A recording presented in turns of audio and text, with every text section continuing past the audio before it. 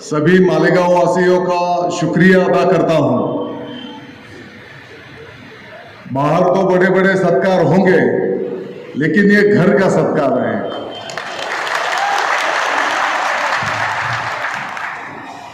महाराष्ट्र के मुख्यमंत्री एकनाथ जी शिंदे साहब के नेतृत्व में जो अपने मालेगांव के ऊपर यंत्रमाग के बारे में जिम्मेदारी दी गई, मैं सभी मालेगांव वासियों को और महाराष्ट्र के तमाम यंत्रमाग से संबंधित, फिर कामगार से लेकर हम जैसा बोलते हैं कपास उगाने वाले किसान से लेकर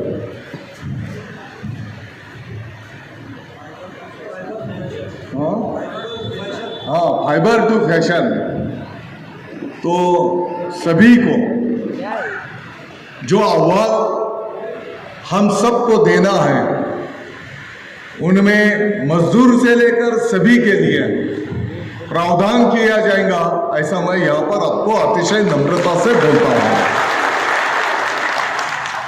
कल 10 साढ़े 10 बजे मुंबई में यंत्रमाग के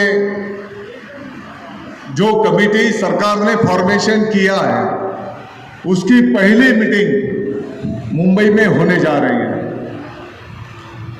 मालेगांव के जो भी प्रतिनिधि होंगे, मैं आपको आह्वान विनती करता हूं, 4 प्रतिनिधि उस मीटिंग में आए तो कोई प्रॉब्लम नहीं, आप भी अपनी बात वहां पर रख सकते हैं।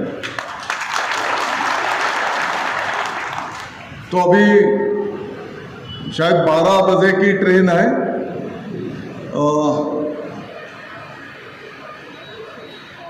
आप सबकी जो भी उम्मीदें हैं, मुझे भी बहुत डिटेल में ज्ञान है ऐसा मैं मानता नहीं, लेकिन जो भी आपका अनुभव है, जो भी तजुर्बा है, क्योंकि खेती के बाद मैं समझता हूं सबसे ज्यादा रोजगार देने वाली ये इंडस्ट्री है।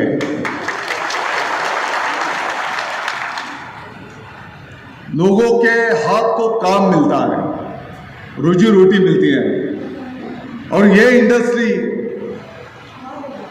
चूल्हा जलाने का काम करती है, रोजी रोटी का काम करती है। तो इसको और बढ़ावा कैसे दे सकते हैं? मुख्यमंत्री महोदय ने जो भी जिम्मेदारी दी है, सरकार ने जो भी जिम्मेदारी दी है, और सरकार की तरफ से मुझे ऐसा बताया गया कि जल्द से जल्द अहवाल सरकार को देना है। तो इसके जो भी नुमाइंदे हैं, फिर अपना मालेगांव होगा, भिवंडी होगा, इचलकरंजी होगा, इससे संबंधित जितने भी लोग हैं, जितना भी उनका अनुभव है, इसके पहले भी मालेगांव के 2-4 मीटिंग अपन की है। आपसे मैंने जितना भी हो सकता है समझ लेने की कोशिश किया है। मैं आपको आश्वस्त करता हूं और मुझे विश्वास है मुख्यमंत्री महोदय जो भी आह्वान उनको दिया जाएगा, उसका पॉजिटिव विचार करके उसकी अमलबजावनी करने का काम सरकार की तरफ से किया जाएगा। आपको बिल्कुल चिंता करने की कोई जरूरत नहीं, क्योंकि उनको मालूम है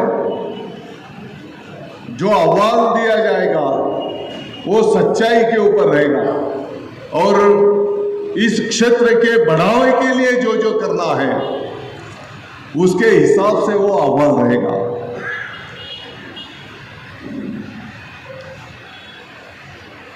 आपके जो भी सुझाव होंगे, जो भी आपके मार्गदर्शन रहेगा, इसके पहले भी कुछ मेमोरेंडम लिखित में दिए हैं। इसके बावजूद आपके मन में और कोई बात होगी तो मैं आपको रिक्वेस्ट करूंगा, मुफ्ती साहब के पास आप अपने सुझाव दे सकते हैं, और जो भी जिम्मेदार संगठन है उन संगठन के पास भी आप अपने सुझाव वहां पर दे सकते हैं, क्योंकि कल शाम को और मैं वापस आने वाला हूं और मैं समझता हूं और कुछ प्रमुख लोगों की 1-2-4 घंटे की मीटिंग लेंगे अपन मालेगांव में, ताकि पूरे डिटेल में समझकर उसको आगे बढ़ाने का काम सरकार की तरफ से ज़्यादा कैसे कर सकते हैं। मुझे पता है बिजली के रेट के बारे में कुछ अपने सुझाव है, कुछ सरकार की जो योजनाएं रहती है, लेकिन कुछ धार्मिक कारणों की वजह से उसका ज़्यादा हम इस्तेमाल नहीं कर सकते हैं, तो अपना धार्मिक का जो भी नियम है उसको धक्का ना लगते हुए उससे रास्ता कैसे निकाल सकते हैं, वैसा भी सरकार को हम सुझाव रखेंगे।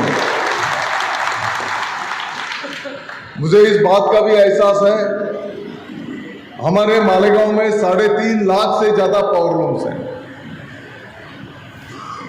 और जो जूने प्लेन पावर लूम, जूने नहीं बोलते हैं, प्लेन पावर लूम, तो प्लेन पावर लूम के बारे में बड़ी इंडस्ट्री अपने मालेगांव में है, तो उसके बारे में भी हमको बड़े पैमाने पे सोचना पड़ेगा। फिर जिन्होंने उसमें और आधुनिकता लाई है, यही प्लेन पावर को और आधुनिक कैसे कर सकते हैं, उसके लिए भी सरकार की तरफ से क्या सपोर्ट मिल सकता है, और मॉडर्न जो पावर लूम्स है उसके बारे में भी और क्या करना चाहिए। पीछे अपनी बात हुई साइजिंग है, तो साइजिंग के लिए भी क्या कर सकते हैं, थोड़ा हिंदी समझ लो आप, एक शब्द इधर उधर हो जाएगा। मैं तो मीडिया का ये लगा रहता है, वो तो ढूंढेगा क्या अब तक कुछ गलत कैसे बोला नहीं।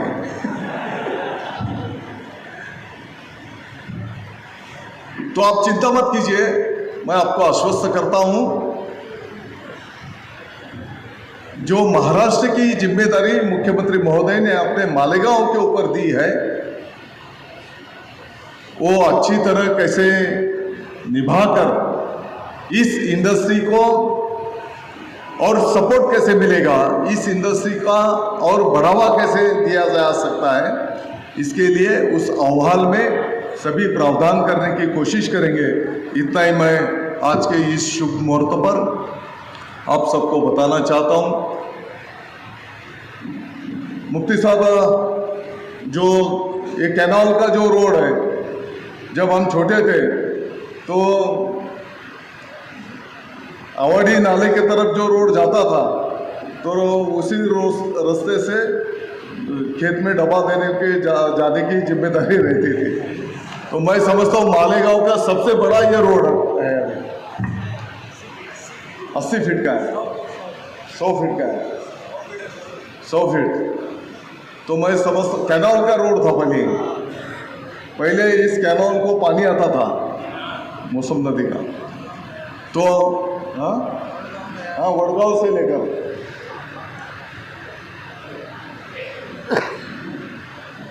तो ये रोड को हमको अच्छा बनाना पड़ेगा।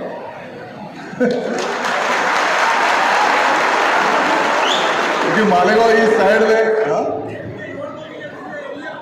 हाँ ये रोड बड़ा अच्छा होगा तो एरिया भी अच्छा हो जाएगा। थोड़े 10 बाय 20 से बाहर पड़ना पड़ेगा आपको।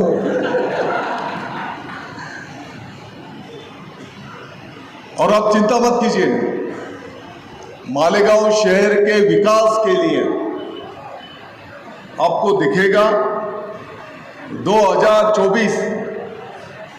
मुफ्ती साहब अभी 10 महीने अपने हाथ में हैं।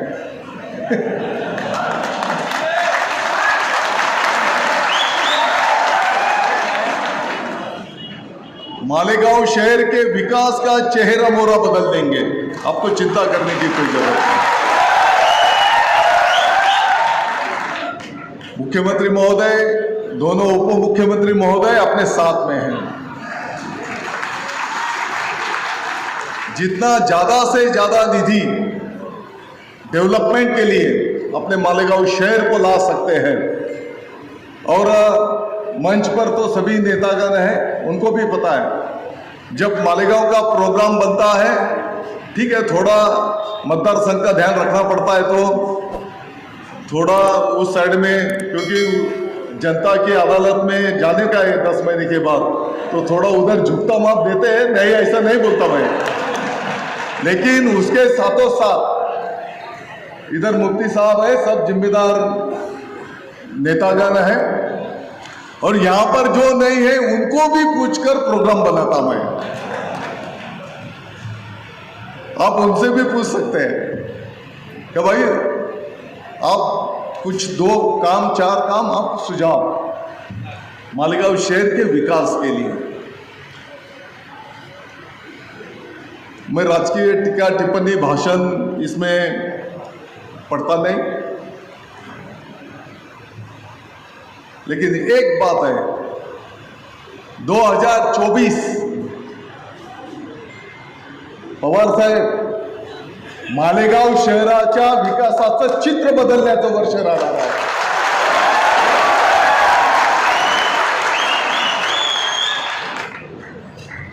ठीक है, पॉलिटिक्स में टीका टिप्पणी चलती है, वो अपनी जगह पे है, लेकिन जो भी जिम्मेदारी भगवान ऊपर वाले के आशीर्वाद से, मालेगांव की आवाम की आशीर्वाद से अपने मालेगांव को मिली है, उसका ज्यादा से ज्यादा इस्तेमाल करते हुए मालेगांव शहर के विकास का नक्शा हम सबको मिलकर बदलने का है।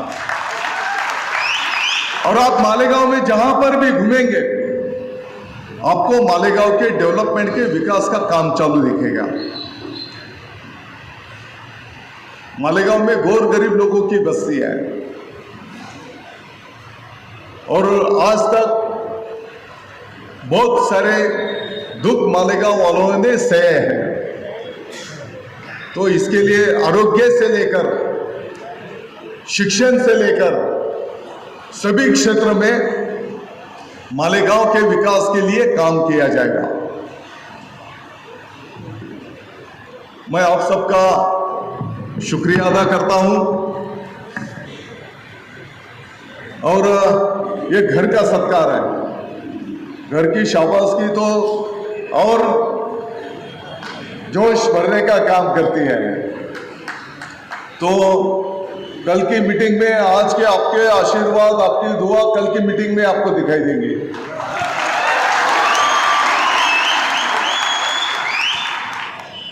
क्योंकि कुछ लोग सिर्फ हाई फाई के बारे में सोचते हैं, लेकिन मालेगांव वालों को जो गरीब से गरीब का तख्ते का जो है उसके भी बारे में हम सबको मिलकर सोचना पड़ेगा।